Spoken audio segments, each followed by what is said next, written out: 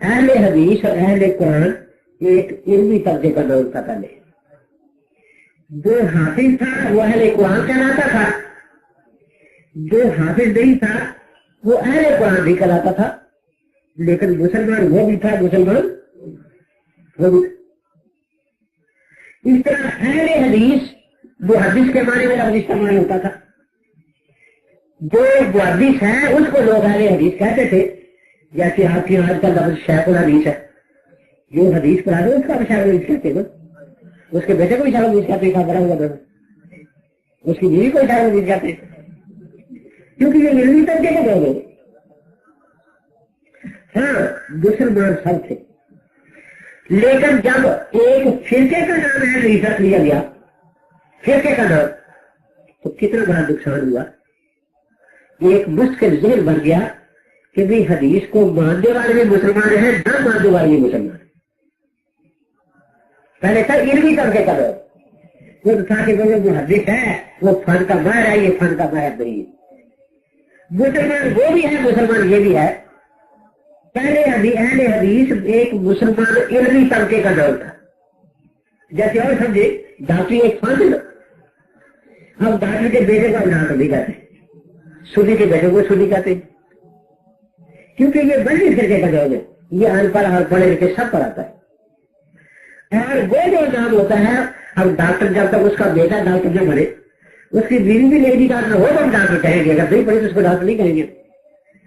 اسی طرح اہل حدیث جو کہتے ہیں جو فن کا ماہر ہو، سننے کو یاد رکھتا ہے، راویوں کا سارا آتا پتا یاد ہو اس کو. لیکن آج جس طرح حافظ کا لفظ بدنام ہو گیا نا، جو انتا آتا کہتے ہیں حافظ جی آ گئے، اس کو بسم اللہ نہیں یاد رہو، کہتے ہیں حافظ جی آ گئے، حافظ جی آ گئے. اسی طرح اور جس کو ایک حدیث کی سند یاد نہیں، حدیث کی تاریخ بھی یاد نہیں ہے حدیث. تو دیکھو جب تک علمی طبقے کا نام تھا تو یہی سوال تھا نا کہ یہ کوئی محدث ہے، اس علم لگتا ہے حدیث کا ہے، یہ بھی مسلمان لیکن علم نہیں رکھتا. لیکن جب یہ فرقے کا نام بنا تو اس کا کتنا بڑا نقصان ہوا کہ اگر ان سے پوچھتے کہ یہ مسلمان ہے تو کہتے ہیں مسلمان ہے. تو دیکھو کتنا نقصان ہوا کہ ایک نئی تقسیم پیدا ہو گئی جو پہلے 1300 سال نہیں تھی، کہ حدیث کے ماننے والا بھی مسلمان ہے اور انکار کرنے والا بھی مسلمان ہے. بڑے بھائی نے اور ترقی کی، انہوں نے فرقے کا نام ہے قرآن رکھ لیا. تو اسلام میں پہلی دفعہ یہ تصور ہوگا کہ قرآن کے ماننے والے مسلمان ہیں اور قرآن کا انکار کر کے بھی لوگ مسلمان رہ سکتے ہیں. تو دیکھو یہ کتنے بڑے بڑے نقصانات ہیں. اب مسعودی فرقے نے جو نہ کسی کو سلام کرے نہ کسی کے دماغ کو صحیح کہے، سب کو کافر کہے، اس نے اپنا نام رکھ لیا مسلم. اب یہاں یہ 11 لوگ، وہاں لوگ بیچارے مسلم کا لفظ کرنے سے ڈرتے ہیں. اگر ہم نے کہا کہ وہ لفظ یہ ہے تو لوگ ہمارا بھی جنازہ نہیں کریں گے. تو دیکھو لفظ مسلم کو انہیں کیسا بدنام کر دیا کہ ایسے لوگوں کے لیے استعمال ہو رہا ہے جن کو دین کی فرق سے تعریف ہی نہیں آتی. مسئلہ میں یہ سمجھا رہا ہوں کہ ایک فرقے نے نام رکھ لیا اہل قرآن، اس کے بعد دوسرا کوٹا انہوں نے نام رکھ لیا اہل حدیث.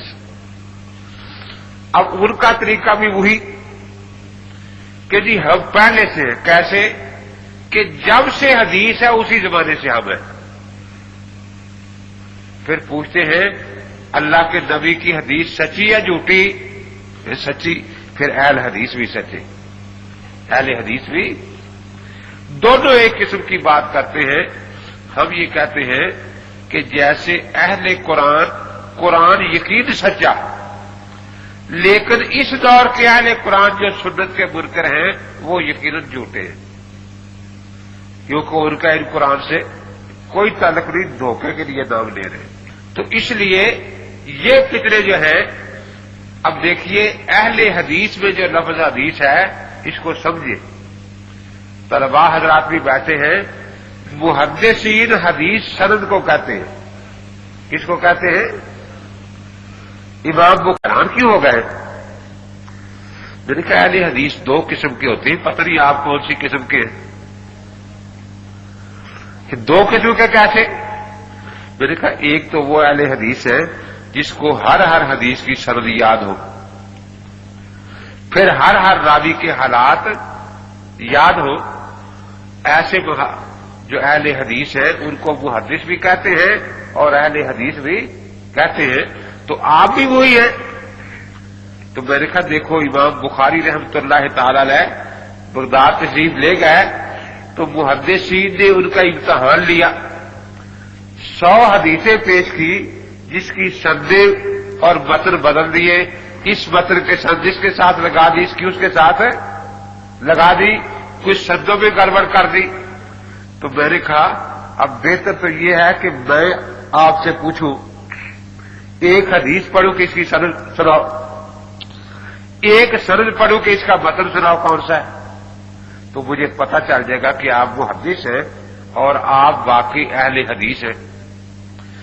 لیکن میں یہ نہیں کہتا, بعض شاگرد بالکل نکمے ہوتے ہیں جن کو کچھ نہیں آتا, تو اس کو پھر یہ کہا جاتا ہے کہ اچھا جو جہاں سے تجھے آتا وہیں سے سنا دے. یہی ہوتا ہے نا. اس لیے میں خود نہیں پوچھتا, میں کہتا ہوں کہ تو 5 حدیثیں مجھے سند کے ساتھ سنا اور پھر سند کے ہر راوی کے مجھے حالات سنا. کہتا جی نہیں میں وہ اہل حدیث نہیں ہوں, میں وہ اہل حدیث نہیں ہوں. تو اب دیکھیے نا یہ جو لفظ اہل حدیث یا محدث کا لفظ ہے, امام بخاری محدث تھے نا, سندیں یاد تھی تو وہ اہل حدیث تھے. یہ ایک علمی طبقے کے لیے ہے. کس کے لیے؟ علمی طبقے کے لیے. اور مذہبی فرقے کا نام نہیں تھا. مذہبی فرقے اور علمی طبقے میں فرق کیا ہوتا ہے یہ بات غور سے سمجھے.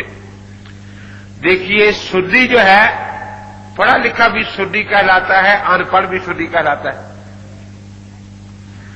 خاوند بھی سنی ہے, بیوی بھی سنی ہے, باپ بھی سنی ہے, بیٹا بھی, کیونکہ یہ مذہبی نام ہے. یہ پڑھے ہوئے ان پڑھ برابر استعمال ہوتا ہے.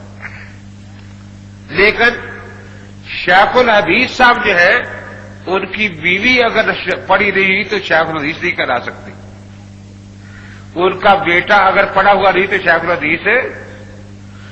ڈاکٹر صاحب کی بیوی اگر ڈاکٹری نہیں پڑھی ہوئی تو ڈاکٹر نہیں کہلا سکتی. اس کا بیٹا ڈاکٹری نہیں پڑھا ہو تو ڈاکٹر. شیخ الادب والفقہ کا بیٹا جو ہے یا بیوی وہ شیخ الادب والفقہ نہیں کہلا سکتی, کیونکہ جو وہ علم حاصل کرے گا اس کو کہا جائے گا نا. تو جب اہل حدیث کا لفظ محدث کے معنی میں استعمال ہوتا ہے تو جو یہ علم حاصل کرے گا اس کو محدث کہا جائے گا, اہل حدیث کہا جائے گا, اور کسی ان پڑھ کو اہل حدیث یا محدث نہیں کہا جائے گا. تو یہ پہچان ہوتی ہے کہ مذہبی نام جو ہے وہ پڑھے ہوئے ان پڑھ دونوں پر استعمال ہوتا ہے, اور علمی طبقے کا جو نام ہے وہ اس علم کے پڑھنے پر استعمال ہوتا ہے, نہ پڑھنے پر استعمال نہیں ہوتا.